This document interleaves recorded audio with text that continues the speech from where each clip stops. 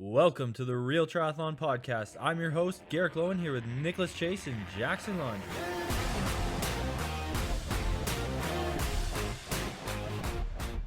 Welcome back to the Real Triathlon Podcast. We got the boys here in town. Not in town. We're all in separate towns. Actually, Jackson in another country. But we're all back together. We're going to catch up, do a little bit of a catch-up episode. If you guys are watching on YouTube, Nick is part of RTS. I know he just has a hat and a t-shirt, but he is in fact like the biggest part of RTS. I have the hat, the shirt, the background. I've got my bracelet. I've got the body tattoo, and I've got the chamois cream on. What does RTS chamois cream entail? I didn't think that was chamois cream. I thought that was just lubrication. I've bottled it up and I've branded it, and I don't know what it is. I'm not going to tell anybody, but it's really good. It's hypoallergenic. It's antimicrobial, and it'll do you real good. Garrick, I'll tell you what. This part. Garrick, did you lose about 30 pounds? Close. I'm about 185, 186 now. Do I look skinny? Your face looks like she's hit the suction. Yeah, I took everything from that fueling episode to heart, and I lost all this weight in about 1 week. So, well, I heard that you listen to a podcast with David Goggins. Is he still a thing? Well, I think so, yeah. When we were in Mexico, Dad was listening to No, you have to set up the story properly. So in Mexico, Jack and I had spent an extended period of time of figuring out like why I can't lose weight. And Brian was there and he was like, helping, talking to me. And then we all sit down to eat in Jack's room, and the Huberman he's listening to the Huberman podcast, and David Goggins on it. And Huberman's like, I have this friend and he can't lose weight. What would you tell him? And he's like, well, first I would, and then David Goggins was like, first I would tell him he's a piece of shit. For real? I don't know what I tell him. Shit. Yeah. So Brian looks at me and he goes, you piece of shit. Jeez. Goggins is next level invasive of your ego. Like he'll just make you feel like nothing. There's there's a time and a place for David Goggins, but you see some of these guys that are like in triathlon and like they're like David Goggins focusing, like I wake up at 3:30 every morning and I'm a full-time age group triathlete. Like I don't have a job and all I do and like training fucking 12 hours a day and like just doing like stupid shit. And it's like, dude, you're gonna burn out. Like you can't always be David Goggins. David Goggins is for the last hour of an Ironman. The only guy who can always be David Goggins is David Goggins. Yeah, I think you said that perfectly, both of you. Like when I see that fella, it stresses me out. Like just like watching him speak, I'm like, I have hypertension. Thank you. And normally I've got things under control. And just by the way, I'm selling these RTS hats that have built-in AirPod Maxes for $1,000. Would that even cover the cost for the AirPod Maxes? Yeah, it's not like they're Google AirPod Apple glasses or anything like that. You guys want to hear something crazy? I'm switching over my internet and phone because Rogers has just been effing me hard. I've been like, why am I paying $270 a month for shitty internet and shitty coverage on my cell phone? This is BS. So then I call Bell and I'm like, hey guys, Bell is the other company. There's basically two in Canada, Rogers and Bell. There's literally two companies, yeah. I'm like, all right, Bell, I'm with Rogers for my whole life and I'm thinking about changing over. And they're like, all right, we'll give you a deal. And then he's like, okay, what do you want? And he's like, okay, I'll lay out an option for you. Tell me what you think. And I'm like, all right, well, he's going to freaking lay out the like high-end everything option, most expensive everything. And I'm probably going to have to say no because it's going to be way too much. He's like, all right, we'll set up a home security system for you with 2 cameras, entry point coverages, fire alarm, everything you need there. Then we're gonna set up with the best fiber optic internet, perfect for as many people as you need. Gaming, everything will be fine, and unlimited North America wide phone. Everything, it's gonna be perfect. I'm like, all right, it's gonna be like $1,000. He's like, $160 a month. Oh my gosh. Wow.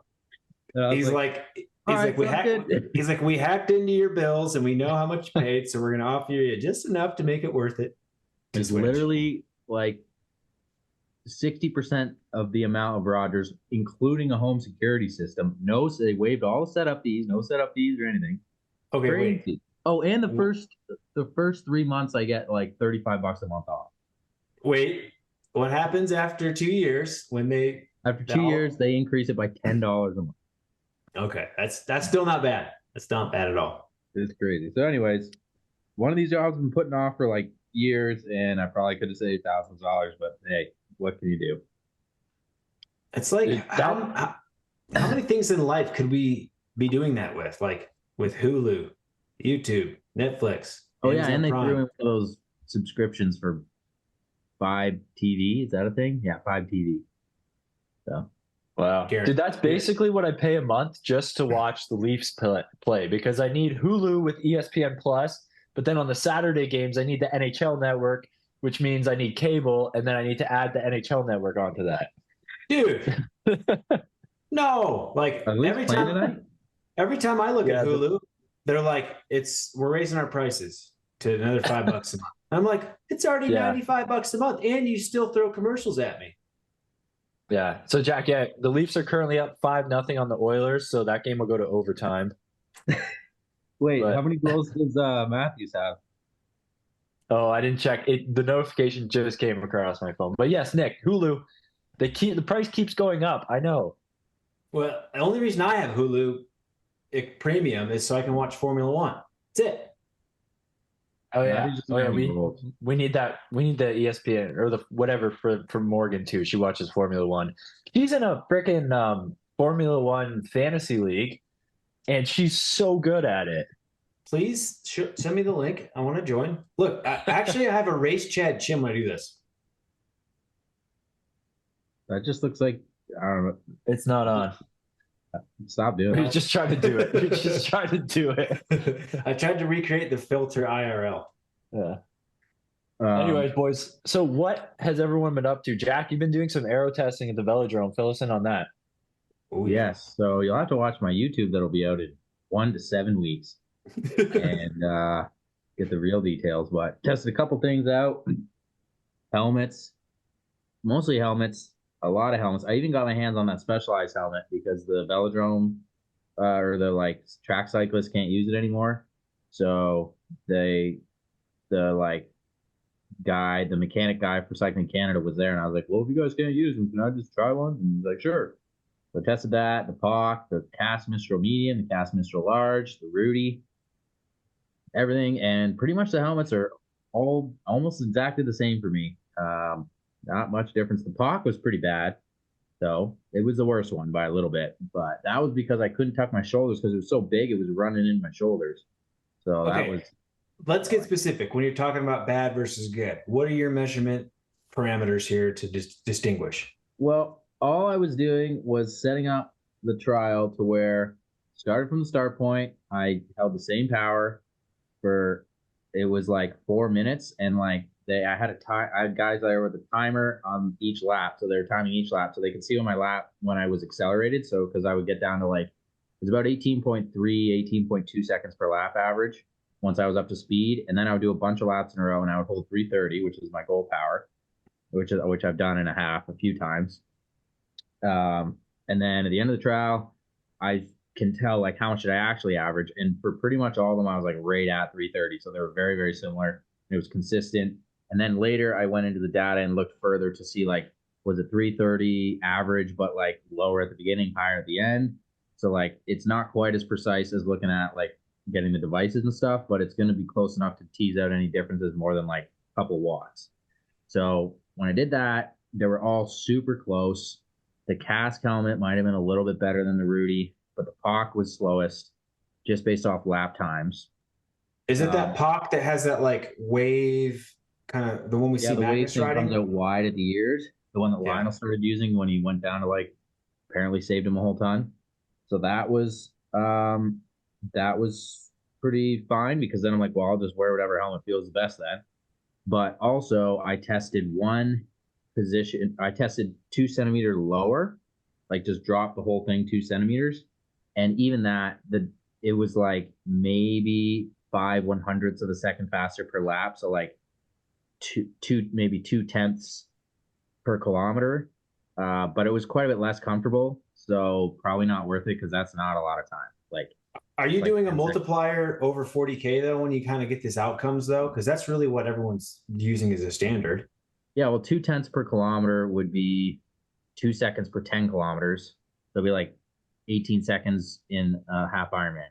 Okay. But it's 2 centimeters lower. It's not as comfortable. It's clearly it was noticeably less comfortable. So probably I'm not going to actually hold the position as well.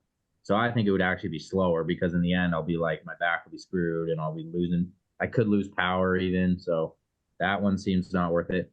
But the other one I tested was same height, but tilt the bars down at a lower angle. Instead of like 17 degrees, I put them down to like 10. And that one looks like it was actually a tiny bit quicker. So that was one thing that out of all the tests, that was the only one that was like noticeable difference.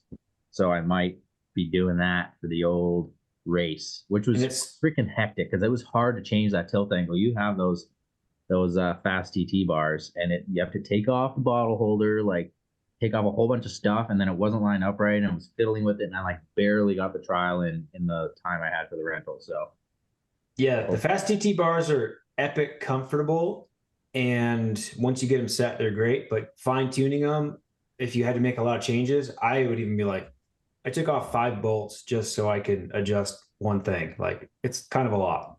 yeah, it can be a bit tough, but that's the same with any setup, and they seem pretty legit. I like them a lot.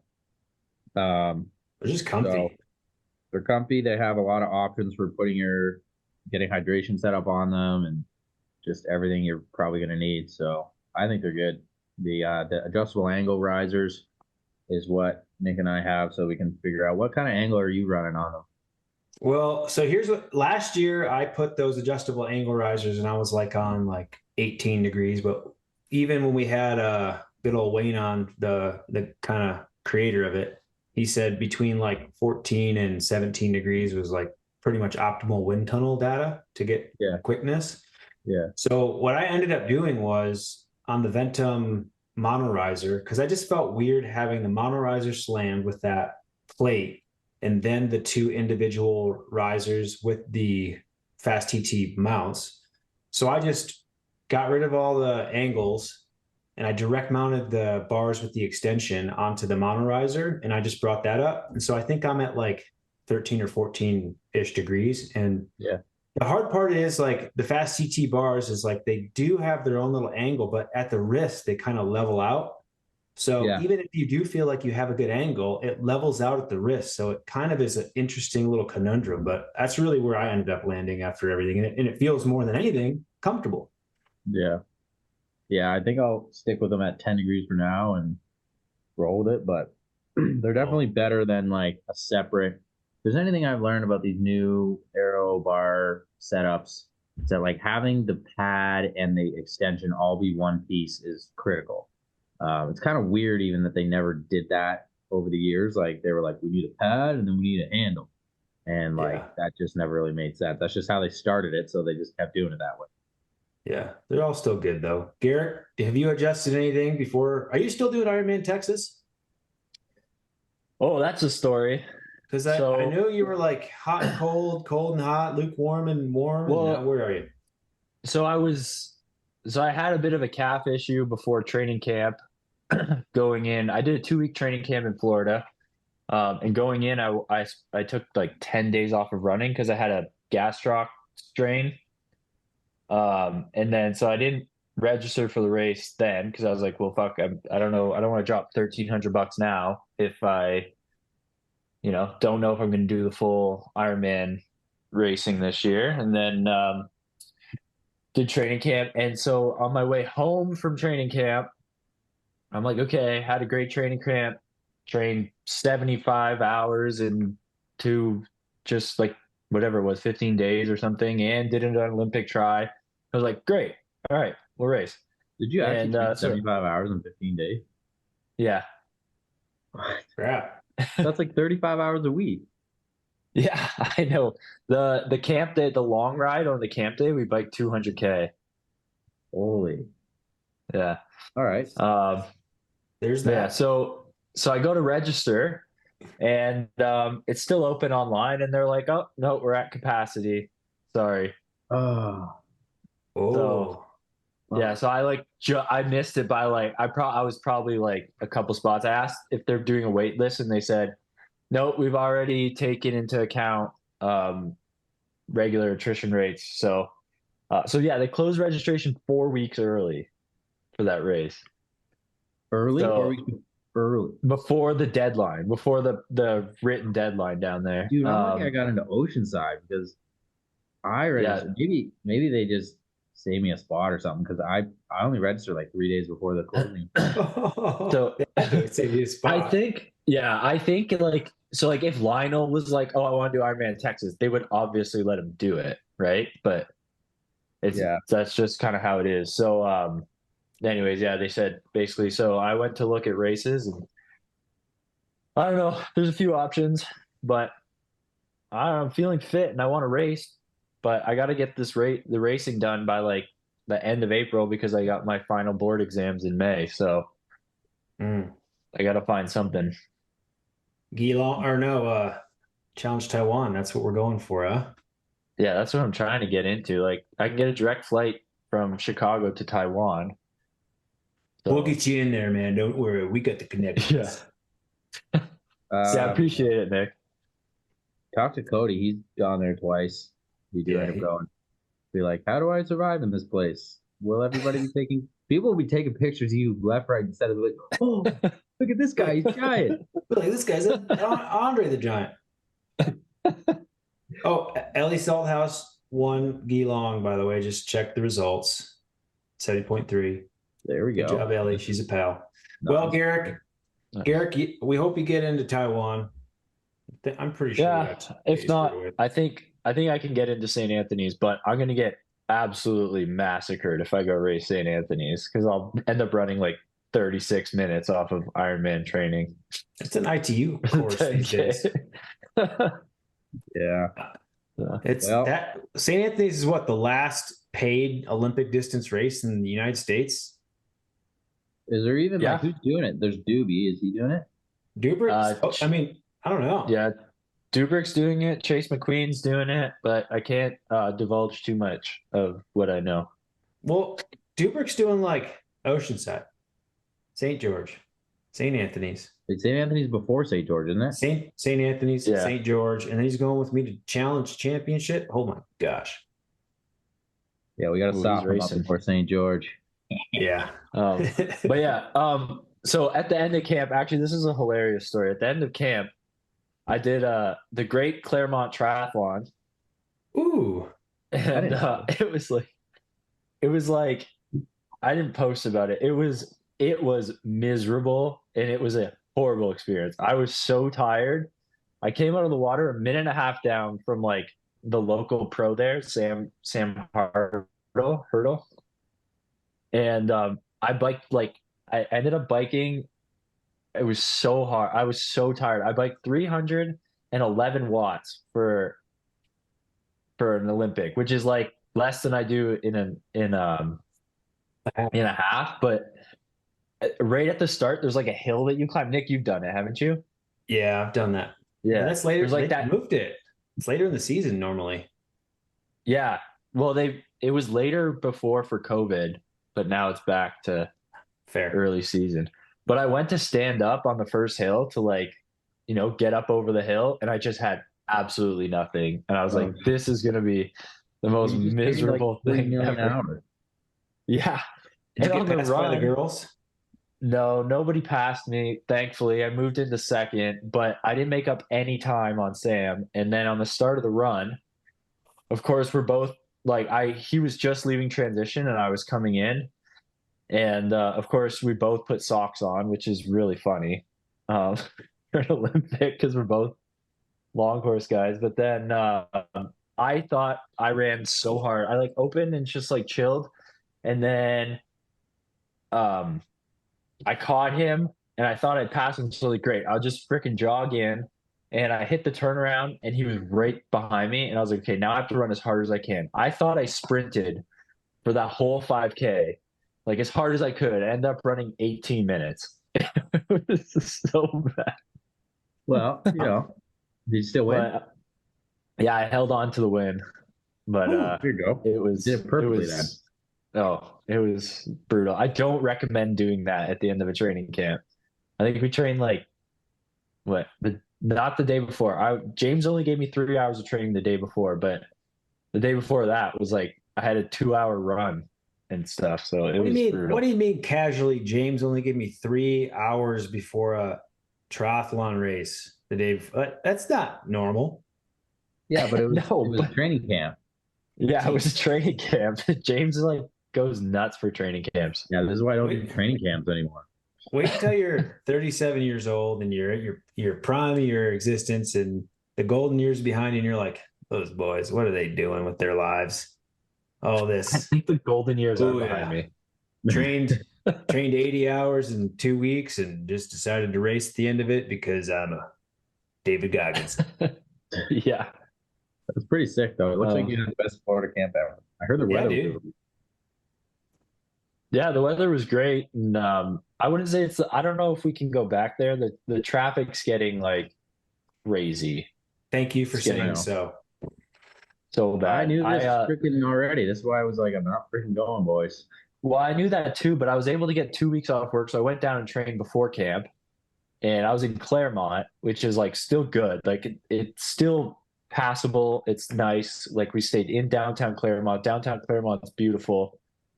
NTC is still great, but it is a ghost town at the NTC now. Like Really? it's nothing like it used to be. Yeah. There's not even a lot of old people training there.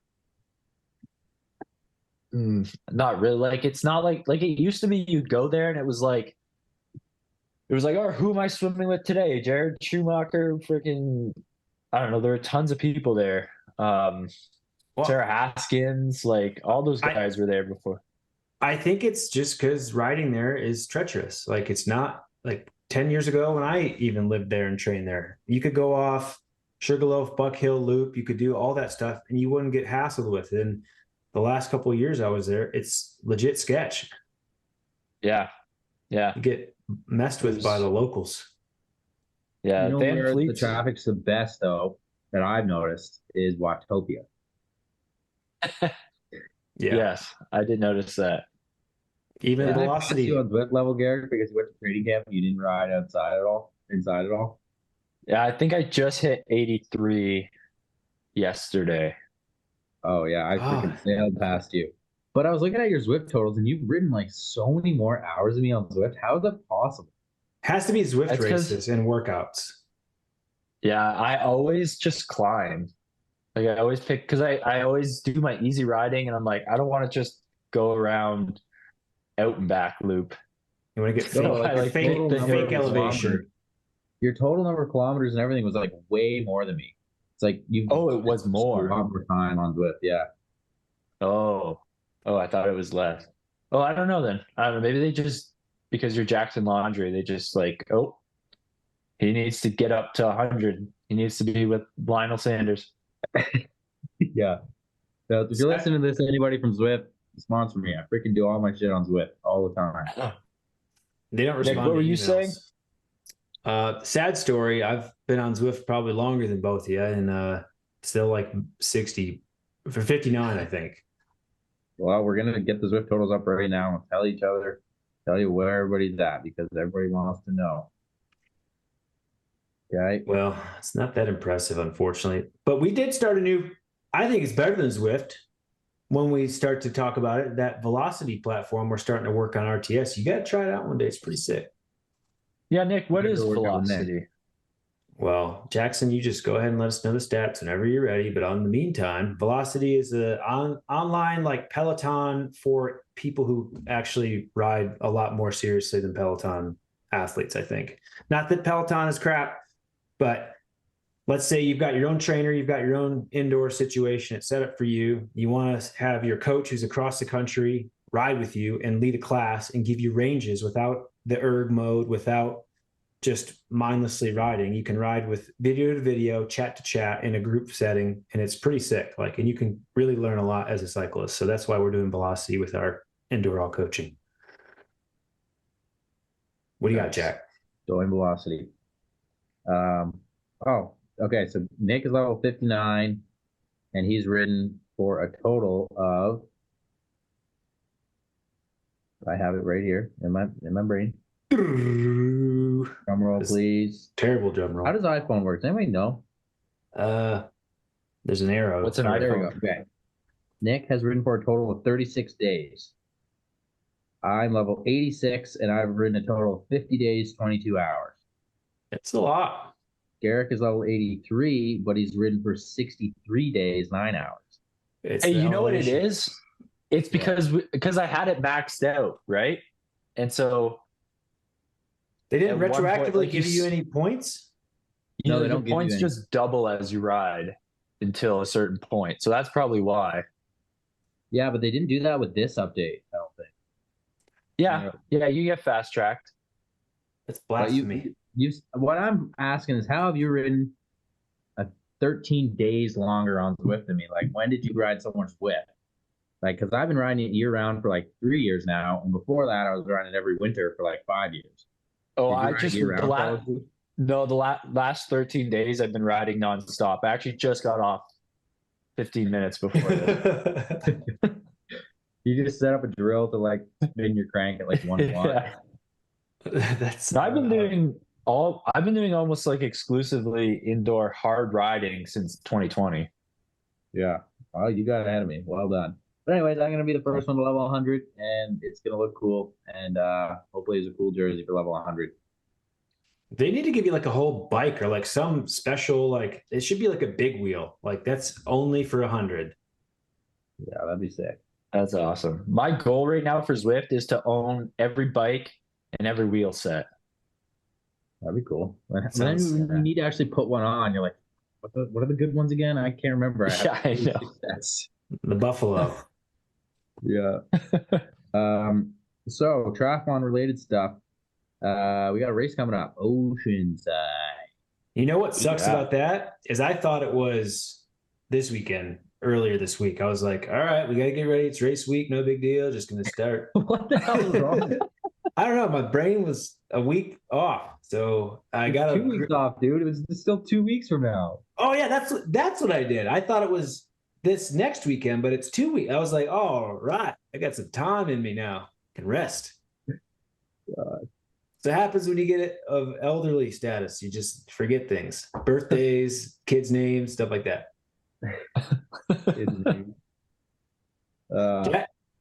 Okay, so Oceanside's coming up. We got 6 of us racing, which is going to be stellar. Did Leslie get into Texas? I don't know. Did she? Yeah. Okay. I think she did, yeah. Garrick's going to be racing something. He might be doing his own race. Hopefully challenge Taiwan. I'm going to do a Zwift triathlon now just to beat Jack. There we go. But Garrick, isn't it really freaking hot in Taiwan? No, Yes. it's muggy. Well, that's worse. So Robbie Decker did what? 70.3 Davos last year or whatever. And I think that's in that region. And I said it was the hottest thing he'd ever been on the planet. I've done extensive research on the temperature. It's gonna be fine. But all my easy riding on the trainer has been done with no fan, and so I think I'm ready. You got to do it bathroom style with hot water and a space heater. Ride easy in there. When is the race supposed to be? April 27th. So you know that the average high temperature is to 26 Celsius. It's 81 degrees Fahrenheit. Oh, Oops. God. I just turned music on in my headphones. I didn't know I could do that. I'm listening to you, and then I just put The Weekend on. It was epic. Yeah. But it's not the ambient temperature, Jack. It's the humidity that's the issue. It's the Which is wet also high. bulb Yeah. globe temperature, WBGT. That they get it wet and they spin it around, and that tells you how really miserable it is. But Nick, yeah, your heat protocol that's exactly what we usually do when we're getting ready. I don't know if it's mine. I saw Eric Lagerstrom do it, so it's probably his. What is it? You gotta say it. You just go and you put your feedback trainer in the bathroom. You turn the hot water on as hot as it gets for about as long as it takes for you to reach 80% humidity with the humidity and temperature monitor. And then you put a space heater in there to make sure the temperature's up. And you just ride easy as long as you can before you die. Yeah, I've done this before. I lost 4 liters in an hour while drinking. I used to do it. My mom would get so mad. She'd be like, "The walls are all wet. What are you doing?" I know. Everything starts rusting. You're like, "Oh shit, that's a bad idea." But it made literally zero impact on how hot it felt during the race. I was like, "Oh, this still sucks real bad." I don't think it mattered. I don't know. I did that to get ready for a race in Dominican Republic, and I did no hard riding. James just had me do heat prep 3 days a week or 3 rides a week, and I biked like shit, and the race was fucking still hot. Yeah. Well, my roommate just did Campeche, and it was like 35 Celsius before the Humidex, like was the temperature, because they start you at 1 o'clock in the afternoon, and he did sauna every freaking day. He was like doing everything he could, but he was just like, yeah, it was just survival from the beginning of the bike. Like that's how it felt. And it was like he ran like just under 5 minutes per K. And he was like, all his training for his tempo stuff, he's like 3:45. He's like, you just can't even do anything. You're just freaking surviving. I think it's a lot of like, I don't know what about heat training in terms of like your mental prep versus your body's ability versus like physiological barriers that you just can't ignore. Like there's something to just being born and living in a hot climate at all times, which I think gives you the biggest leg up, and you can never get close to that. Like Thomas Hernandez Rodriguez, like that dude, no matter what, doesn't get phased except for that one time. Crushes. Well, actually, he ran the slowest I've ever seen him run. He ran 1:19. At Cabo, he also like had a tough day, but he was throwing up, but still sent it pretty good. Well, he was sick. And Cabo wasn't even that hot, but this was like, oh my gosh. He ran 1:19. One other dude ran like 1:22. A couple dudes were like high 1:20s, and everybody else was like DNF or like 1:30s or 1:40s for the run. Oh gosh. Yeah. Brutal. And you're running in that like enclosed fortress city sometimes. Oh yeah, right, that place. That was the last race we did before COVID. That 2020. Yeah, but that year wasn't as hot. I don't know. I don't know. I threw it. Anyways, we got a season coming up. We've got some crazy stuff going on with PTO and Ironman series. PTO series, you got to be a member in good standing with your national federation, and they have to nominate you. So that's kind of the end of things as we knew it, as being our own. I guess the masters of our own destiny, as we had it for so many years in long course. So we'll see how that goes. But I gotta message Trican and ask real nice, and hopefully they can start putting me on the wait list there for the PTO. What is it? PTO Alcatraz, are they calling it, or PTO California? T100. Yeah.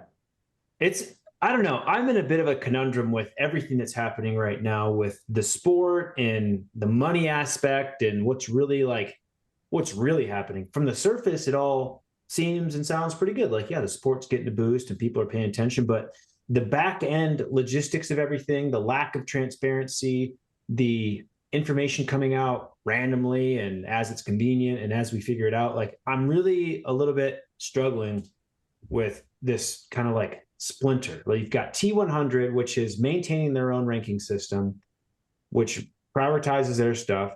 Now part of ITU in a lot of ways, especially the kits. So like if you get part of T100, you got to have a legit kit that's already ready, even if you just get in as a wild card. And the wild card selection is now just been released after T100 Miami. So that was a bit interesting to understand that. And now the Ironman Pro Series, which seems more sustainable, has a more reputable, proven brand behind it, pays really top 10 heavy. and then everyone else gets like a couple bucks just to say like, yeah, hey, thanks a lot. So I'm really interested to see what's going to happen with T100. 30 something million dollars in expenses and prize pools and contracts and how to put on a race. Like, is it sustainable? I'm scared to say it's probably not, because I don't think broadcast rights of viewership are there in the US for specifically. And then Ironman, it's like, well, you're paying the top 10 pretty well, but you're not help offsetting. I mean, I don't know. Do you know if any of the Ironman Pro Series candidates are getting, like the high end people to say, hey, we're going to participate, we're going to give you 50 grand or anything like that? I don't believe there's any appearance fees for Ironman, which is interesting because Ironman and PTO are essentially taking exact opposite approaches. So that'll really show how the series play out, or that'll really show like if that affects who shows up and how well received the series is and whatnot. But I really like the way Ironman's doing it more. I think it's unfortunate for me, at least personally, that it's 3 Ironmans. Like if it was 2 that you had to do, I would actually consider doing 2 Ironmans this year to try to go for that series. But 3 is just such a beast of an undertaking, especially for people who aren't established full distance athletes yet. It's just such a risk. It's too much of a risk. So that's tough. But the PTO approach is just kind of, I don't know. I just don't think we're going to get that exciting of races overall. There's not enough people in the races.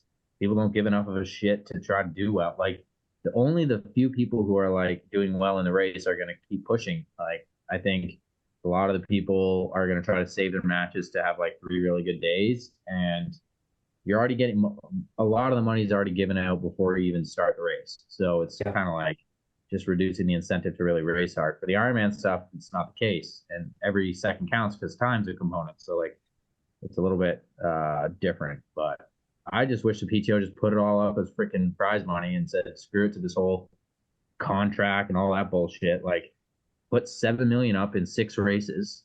If you put $7 million and you do 6 races, over $1 million per race or whatever, you do $1 million for 5 races and $2 million for 1 race at the big race at the end of the year, you're gonna have the craziest freaking races ever, man. You put 30 people in each of those are gonna be epic. Like Challenge Daytona or Clash Daytona, when it was the PTO championship in 2020, was the craziest race ever to watch, pretty much, for long course. You had like 12 different leaders during the race and everything, and people were just going crazy for it because like that was the big race of the year. That's what they need to do, not this like 8 watered down races. I don't know. It's a little weird. If I get in, I'm going to race as hard as I can and prove I belong, and most people will. But like, I just think having that few people and the money paid all up out front is not the way to do it. What do I have a prediction with what's going to happen with T100 series. I think at the end of because they said they're like, what is it, 5 years they're funded for or something, or 3 years? I don't even know. I think at the end of whatever that period is, they're gonna have like a reasonable foothold to the point where they're semi-sustainable, but it won't be anywhere near the money that we see now. And what's gonna happen is World Triathlon's gonna take it over, and it's just gonna be like a World Triathlon series race. It'll be their coverage. They'll have the same athletes kind of just traveling like similar to WTCS, and they might even put them into the same events where they have like a long course race and then a draft legal World Series race. And there'll be just enough money that it's like motivating for people, and they'll have just enough people watching where it's worth the coverage. And a lot of those athletes will get their bonuses based off of like their TV time and stuff like that. But then the problem with that is like countries are then probably going to muddy it all up. Like federations are really what mess and ruin a lot of what could be good with the WTCS series right now. And I think that is what I hope does not happen with T100. Yeah. The difference with the T100 is that the federations don't have any incentive to really like money, there's no Olympic money to do anything, right? Because all their money is government funding based off of sending athletes to the Olympics, right? Yeah. And it almost seems like this would be if I was working at the federation, this would almost seem like just kind of like a nuisance or like something I had to do that's kind of just annoying. Yeah. Well, they even have some short course athletes who are part of the T100. So I'm a little confused as to everything about it. It seems like a popularity contest that makes the athletes a little bit more tenuous with their future and their planning. It's not, I mean, unless you're contracted, of course. So I just don't appreciate how it's all been handled from a standpoint of transparency, what this company really relates to for longevity. I don't know. I just don't know if I trust the PTO or T100 as much as I really, really want to. And I want to support everything that's triathlon forward. I think I'm just a little skeptical in how they've been handling their operations. And sure, a lot of really good intentioned people can still have a bad outcome when there's not a lot of good narrative.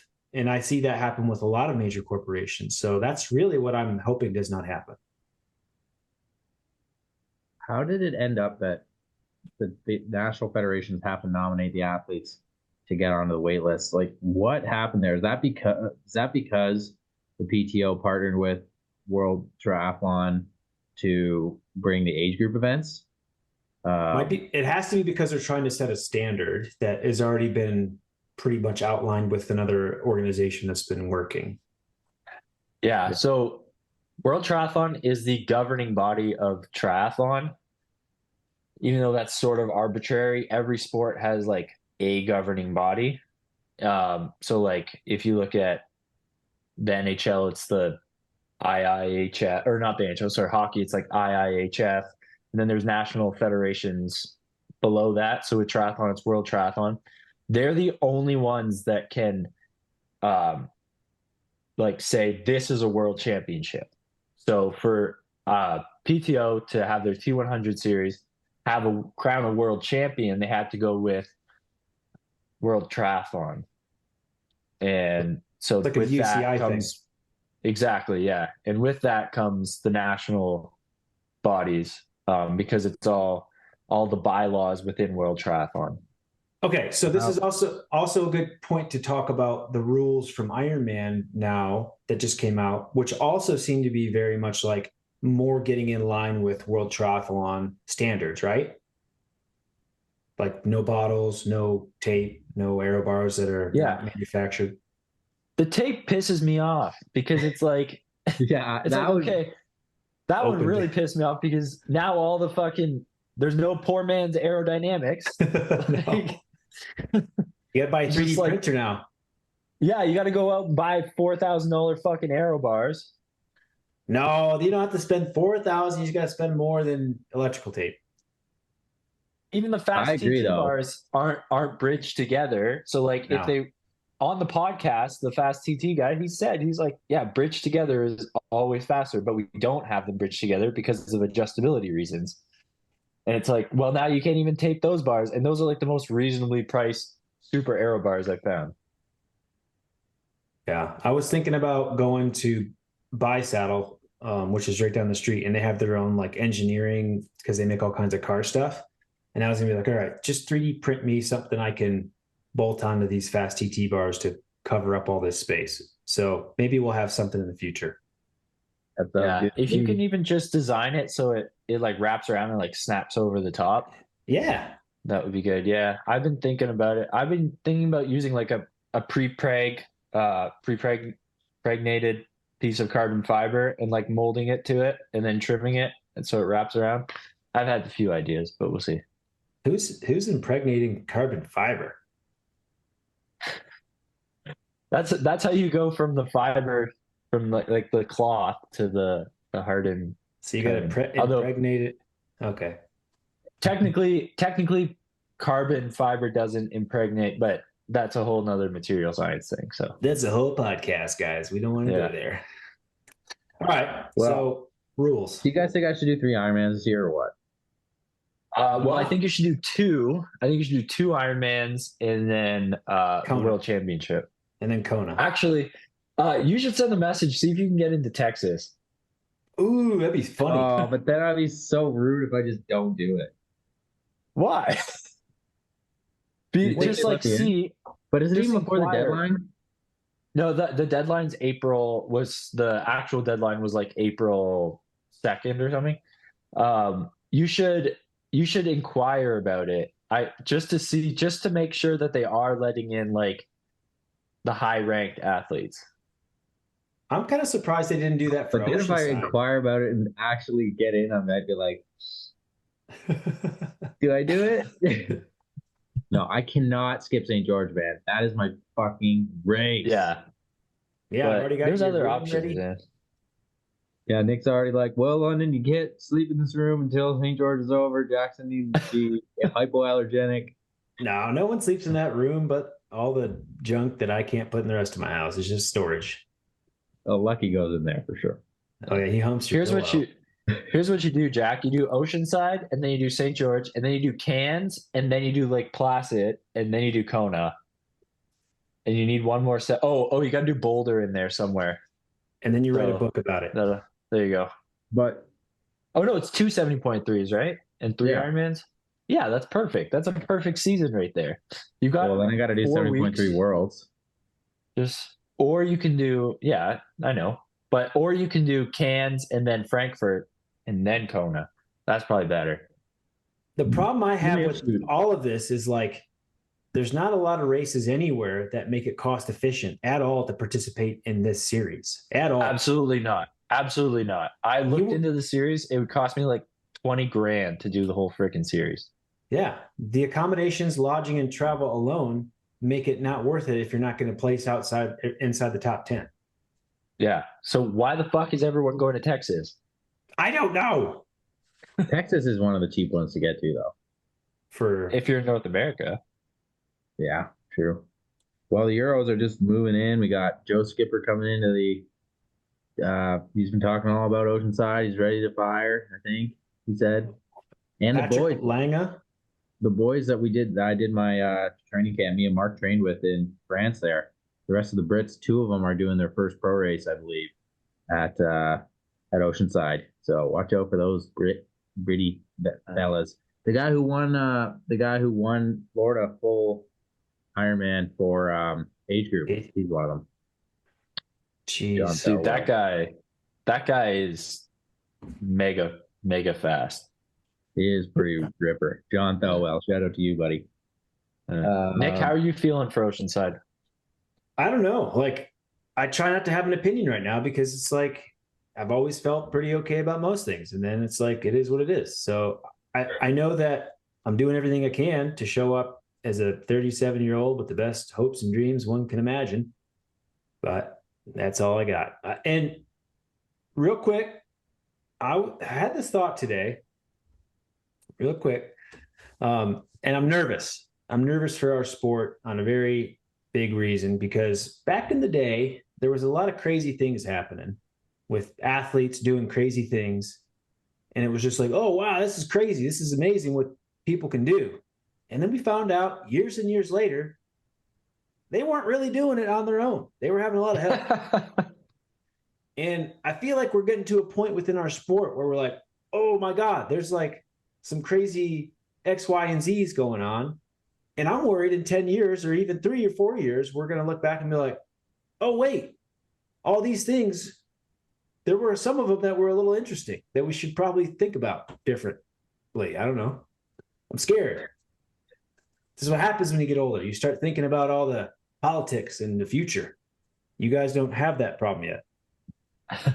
It's a 37. Once you're in your mid 37s.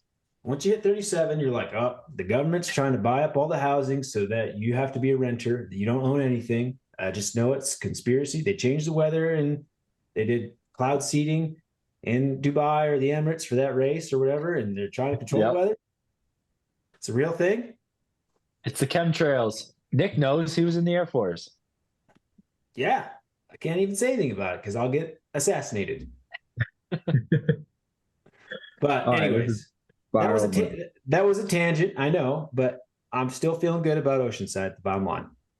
This whole episode's tangents. But I'm feeling better about St. George. That is like, for me, like that was like, all right, that's my world championship level race, because I'm really, if I do Oceanside and St. George, that sets me up to be in the series of the pro series. But I don't really have any Ironmans that I really want to travel to and do. Like Placid's the only one you can legitimately get to in the US. I don't care about Texas. But Chattanooga is a pro race, not part of the series. So maybe I'll do that aside from, going to Roth and whatever. You're gonna do Roth and then Lake Placid? Well, I wouldn't be able to do that. I mean, Roth is going to happen for sure because I need to Roth it at least once. Yeah, yeah. I'm gonna say those are some quick back-to-back Ironmans for a 37-year-old. So I'm like agnostic. We just want to race and do the best. That's like, I don't have a series I care about. I don't have anything besides. I just want to get the best out of my last years in this sport before I turn to dust. When Yeah. do you think Well, you're gonna retire? Retire. I don't know. Whenever I stop really, like I even thought about today, I'm like, do I really want to race this much anymore? I do, because when I'm sitting around and it's like January to March and I haven't raced and I've just been training, I'm like, this starting to chisel at my patience. I'm a little aggro and I do need to race and travel and experience and have fun. So I think there's a fine line. So yeah, I think I'm going to give myself till at least I'm 42 years old to be like, I've had enough. Or if I just literally show up to races and I'm like, destroyed. All right, go ahead. What are those shoes? Nick, I think you're gonna have the best season of your life. Jack, I have those exact same shoes. Lace ups. I think Mark also just bought those shoes. Yep, he Hero did. Empire. Yeah, Yep. Those have been around Well- for a minute. yeah.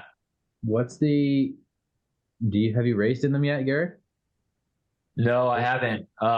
I gotta cut the tongue, and I have the elastic laces in them, but I gotta cut the tongue still.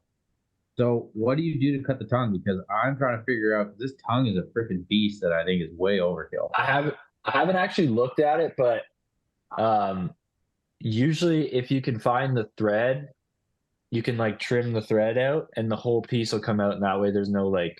Why don't you just I don't glue know if some they're glued. felt? I don't know if they're glued together. Put some felt on the inside of that little bastard. Well, I just think the tongue makes it too hard to get on. Yeah. Can't If I have it laced where like the top laces aren't even in. You I'm don't trying to need that shoot. fully laced. That It's not. shoe, if you put elastic laces on it and you go up and leave Yeah. the top two holes, you're good. I've raced in that like 5 years ago when those shoes first came out. Oh, really? Yeah, this isn't new. It's been No, around. this isn't new at all. But those do test the fastest still. They test faster than the Bond shoes and those like shoes that are dedicated that are like only supposed to be aero. Those Veloveta shoes, I Yeah. have a set of those. They're good, but I'm going to race in the Shimano one strappers. Nothing Okay. like a one Would you like strapper. to divulge in that into the details of that, or just saying it? The only reason, I mean, the Veloveta shoes are comfortable. I think they still have some work to do before they're like really good. They're just heavy. And for me, the only problem, and I told the designer and the owner, and I was like, when I opened the back of it, like it was so sharp because it was 3D printed or whatever, like where it slides in and it maintains it to be really snug. Like I cut The my heel counter. thumb twice just undoing it in the last couple of weeks. I was like, I can't chance it. Like I sliced my thumb pretty deep, and I could file it down and everything, but honestly, I just want to go back to really what I know. And I got rid of Bonts because of that Bont shoe. It has like an offset on it, heel to toe, and I felt like every time I was pushing down, I'd have to really push harder to get my heel down. So I didn't like Bont as much over time. Shimano was the best for me. Yeah. Jack, did you test those shoes? No, I literally ordered these cleats like a month ago, and they came in like an hour after we left for the velodrome. So I didn't want to like. Oh, Why'd you get so much float? But I need float, brah. I like the blue ones. I float around all over. I got a pair of blue ones you can have for free because I don't want those bastards. They're $18 now. I'll take them. No, they're, All they're 30 bucks for cleats now. I'll only charge you 29. All right. Just kidding. uh-huh. But anyways, yeah. So we got races. We got some shoes. Jack did velodrome. Garrick's going to do a race. Oh, and I did a swim PT. Oh Jackson yeah, wants freaking Jack 17:33. set a world record for the 1500. Yeah, world record 14:43 for the 1500 meter short course meters. I don't think anyone's ever done. I've never seen anyone go faster than that, so I don't think it's ever. Did you do it in a Speedo or a race suit? I did it in a race jammer, the Blue 70 Nero, size 28.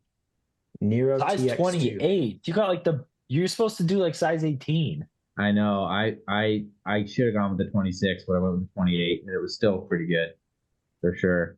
Obviously, but I just split a lane with another guy. He ended up swimming slower than me, so it definitely didn't help me. But it was the end lane too, but it was the wide lane, so I don't think we affected each other much.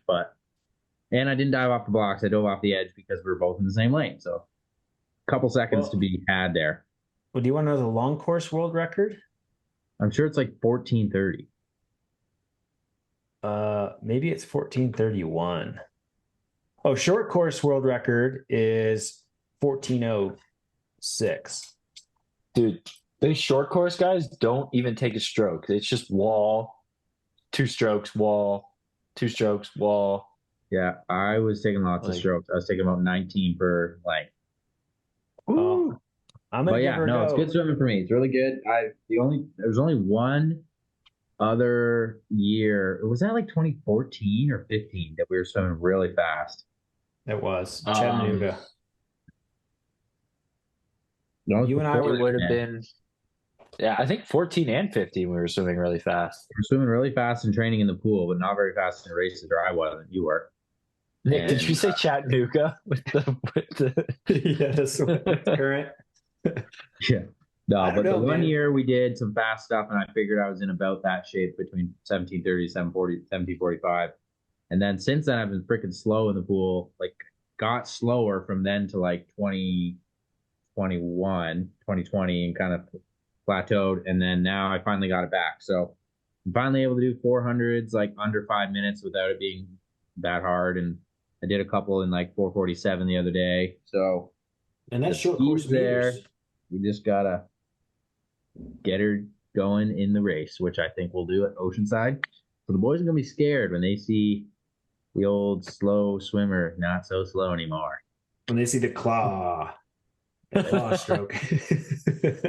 Right hand's pretty good. Right hand's good. Left hand gets claw. No, it's the right hand that gets claw. Okay. Well, all I know is I'm starting far right because I sight to the left. That's all I care about from here on out. Well, that freaking run in is about 130 meters, so everything will be different by the time you hit the water. Hold on, let's turn the weekend back on again. Sorry. All right. So I think that pretty much sums up our event podcast. Did we miss anything important? No. What are we going to title this episode? Everyone listening is already going to know, but I'm having a drawing a blank.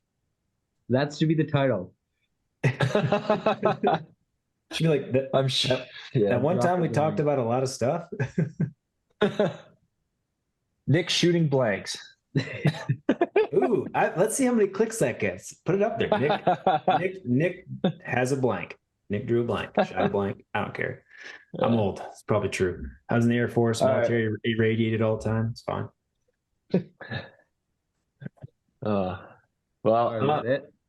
One quick couple of plugs before we do end. If you've made it this long, thank you. We still do have a Patreon. Garrick's going to put it in the show notes, and we're actually going to bring someone on to manage that starting in April. So you're going to get emails, you're going to get deliverables, and you're supporting the team, all these lovely pro athletes, and then future RTSX athletes. So we'll put the Patreon link in there. Get Garrick a cup of coffee. Get Jackson some new razor blades. Maybe those should be options. And then maybe Garrick can put in the show notes too our RTS bucket hats and this little 3D foam printed hat. I'm going to have all this stuff at Oceanside in a backpack too, so I'll be bringing her around. Oh, yeah. So if you guys thought the podcast was already professional and well organized, it's going to get even more. Boy, you just wait. Then first off, you should redefine what you consider to be well organized. And I take that personal because I've had to organize it a little bit more than YouTube buttholes. Yeah, that's okay. That's our brand. It's disorganized. Not for long. We're fixing it. All right, let's end. Yeah, that's okay. All right. Well, so Nick, we mentioned a couple times you're in the Air Force, so thank you for your service, sir.